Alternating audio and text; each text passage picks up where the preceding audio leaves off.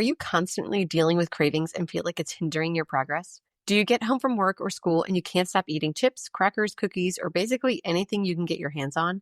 Are you frustrated? In today's episode, I'm going to tell you why you're getting those cravings and several ways you can prevent them and eliminate them altogether. Grab a pen and paper and let's jump in. Tired of feeling exhausted after training? Confused about how to fuel your body without all the food rules? Welcome to Female Sports Nutrition, where I'll help you fuel strong, build muscle, and form your best, all while breaking free from diet culture. I'm Kristen, a sports dietitian, trainer, and Jesus lover, and I'm here to help you fuel with freedom. Lace up your shoes, grab that smoothie, and let's jump in.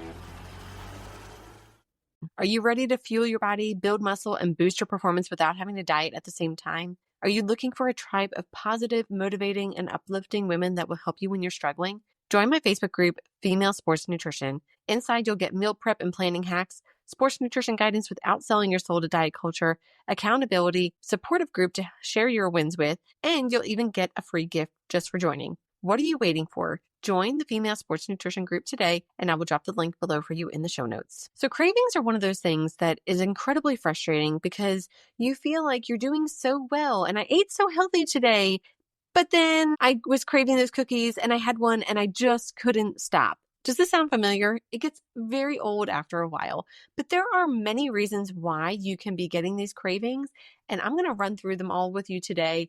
And really the best thing that you can do is to prevent cravings. And the way that you're going to prevent these cravings is by taking the tips that I'm going to give you today, put them into practice, and that will help to prevent cravings. Now, I will say there is a habitual aspect to cravings. For example, way back when, I used to have a little sweet cap, if you want to call it that, after each of my meals. So every lunch, every dinner, I would always have a little piece of chocolate or candy or something like that. I just felt like I needed something sweet. And that was really habitual. It wasn't any of the other tips that I'm going to talk about today, but it was just a habit. And so what I really needed to do was break that habit. I had a little basket of candy that I always kept in my house or in my desk drawer or something like that. And so I really had to just stop doing that.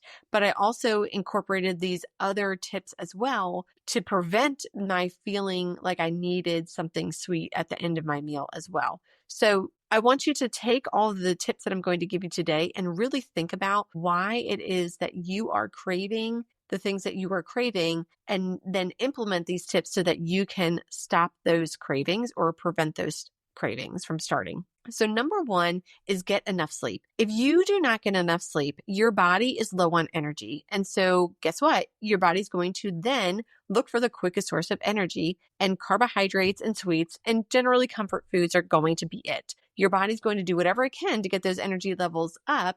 And so, like I said, it's going to go for the quick sources of energy like carbohydrates, quick digesting carbohydrates, and sugars. So if you're constantly finding that you are craving sweets, you want to look at your sleep schedule. Are you getting at least 7 to 9 hours of sleep every single night? If you are not, I would stop what you're doing and start right there. Sleep is one of those things that it affects everything. It's going to affect your ability to build muscle. It's going to affect your ability to lose body fat. It's going to affect your ability to increase your performance, to get faster, get fitter, get stronger, not crave sweets, all the things. So make sure that you are focusing on your sleep.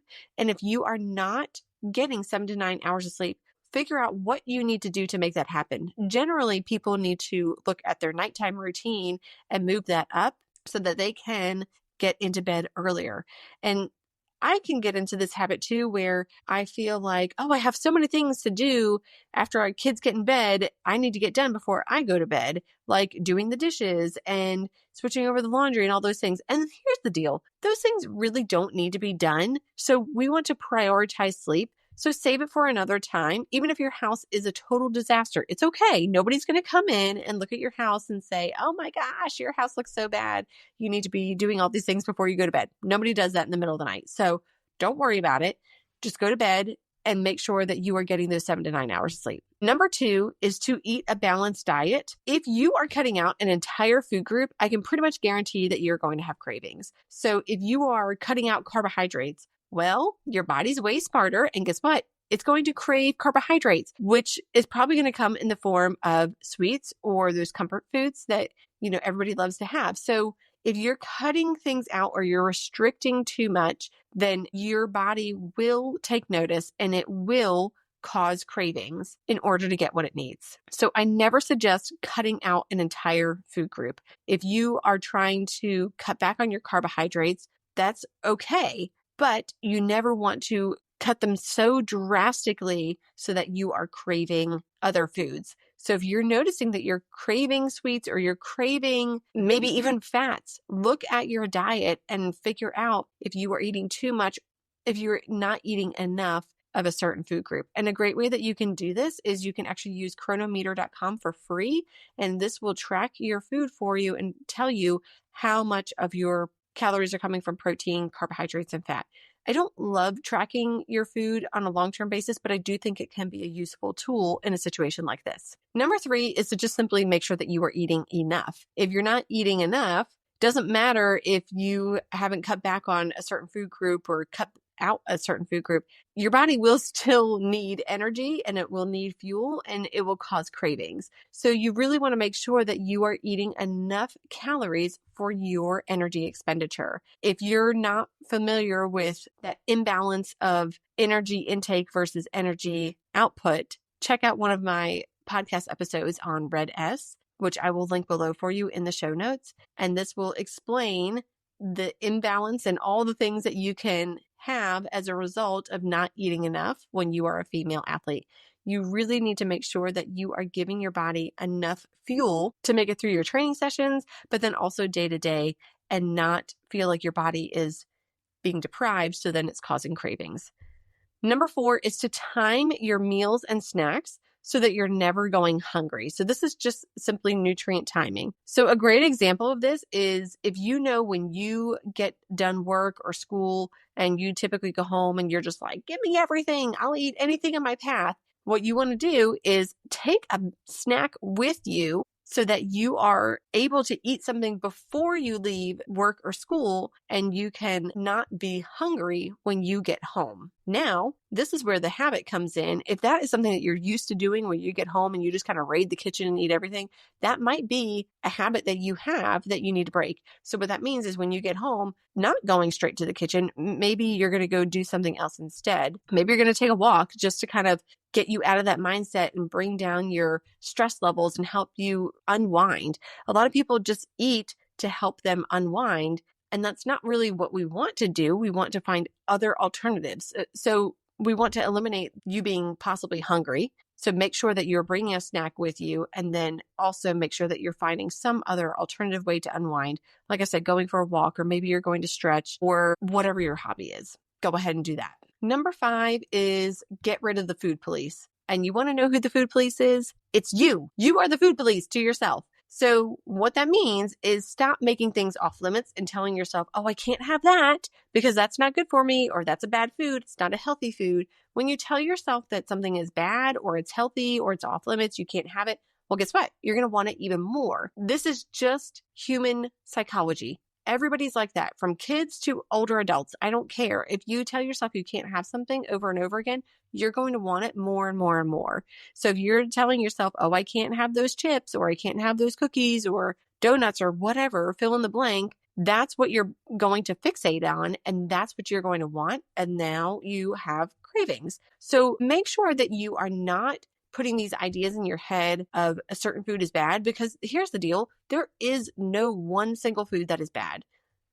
There really isn't. It's only if you are constantly eating foods that are not going to be very nutrient dense and aren't giving your body the proper fuel that it needs, that may be a bad diet.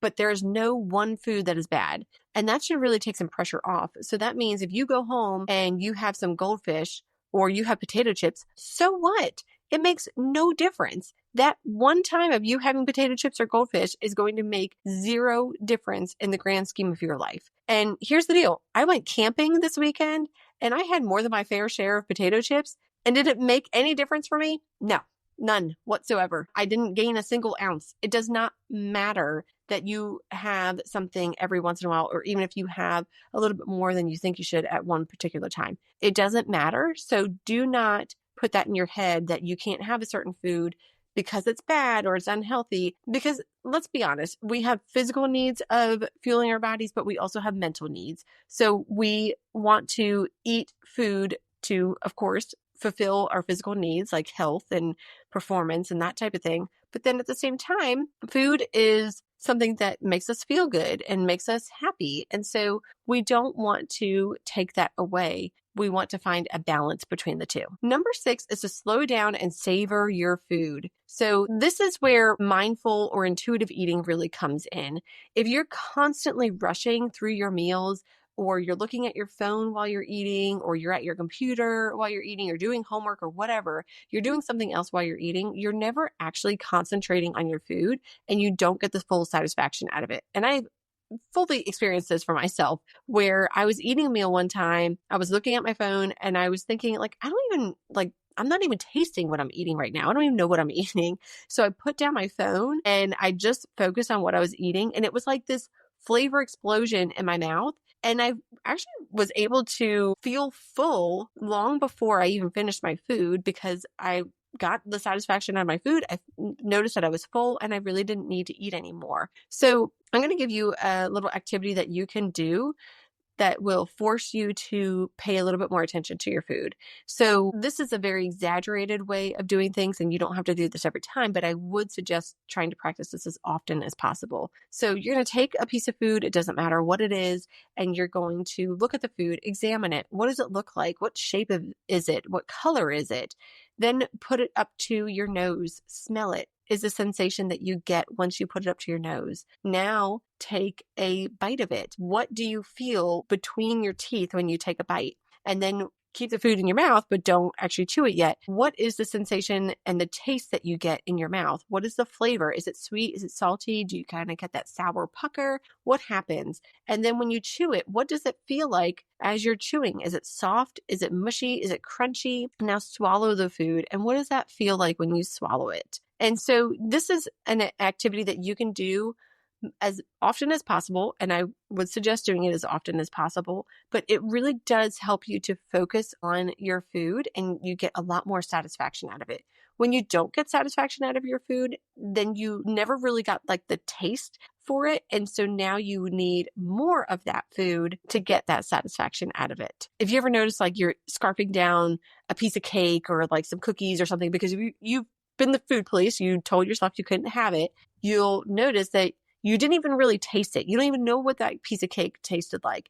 But if you slow down and actually savor it and don't feel guilty or anxious about eating it, you will get all that satisfaction out of it and you will need far less. Studies actually show that you only need 2 to 3 bites to fulfill a craving. So if you just slow down and enjoy it and don't feel guilty about eating it, you can just have a little bit of it and move on with life. Number 7 is to make sure you are not deficient in something. So if you are deficient in magnesium, it can actually cause chocolate cravings. If you're deficient in iron, it can cause meat cravings. If you're deficient in sodium, it can cause salt cravings. This happened to me when I was before I was diagnosed with Addison's disease. My body does not retain sodium as a result.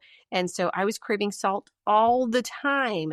And after a while, I was like, there is something really wrong because I was eating like a jar of pickles a day. And so it turns out I had a medical condition and that's why I was craving salt because my body was not retaining salt and I was in the spontaneous death range of how low my sodium was. If you're low in omega-3 fatty acids, you'll crave fatty foods. If you're low in vitamin B, or B vitamins rather, you can crave sugar. So if you've tried all these other tips and you're still having cravings, make sure that you go get some lab work done with your doctor to figure out why that is happening and rule out a nutritional deficiency. Last but not least is make sure that you are hydrating. If you are dehydrated, it will make you feel hungry when you're not actually hungry, you're just thirsty. So make sure that you are drinking at the very least half of your body weight in ounces of fluid per day. That's outside of training, just on a regular basis. Make sure you're getting half of your body weight in ounces of fluid per day, every single day. So if you're one of those people that does not like to drink water,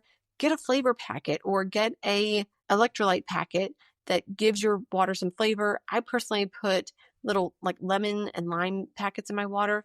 True Lemon is the brand that I use, or I'll just put fresh lemon in my water. I'll put like a sprig of mint in there. That to me tastes very good. And so that makes me drink more water.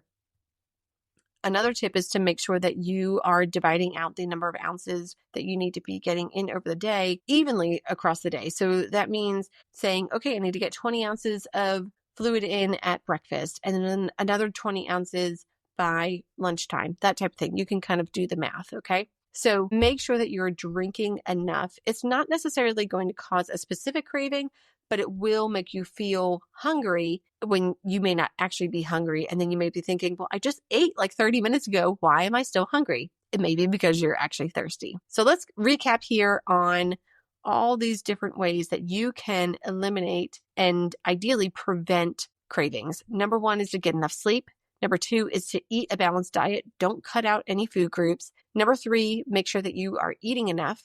Number 4 is to time your meals and snacks so that you're never going hungry. Number 5 is to get rid of the food police. Number 6 is slow down and savor your food. Number 7 is to make sure you're not deficient in any particular nutrient. And number 8 is make sure that you are hydrating. If you find that any of these are affecting you and you need some help and accountability, head on over to the Female Sports and Nutrition Facebook group, and we would love to help you through this. Just click the link below to join the group, and we'll see you there.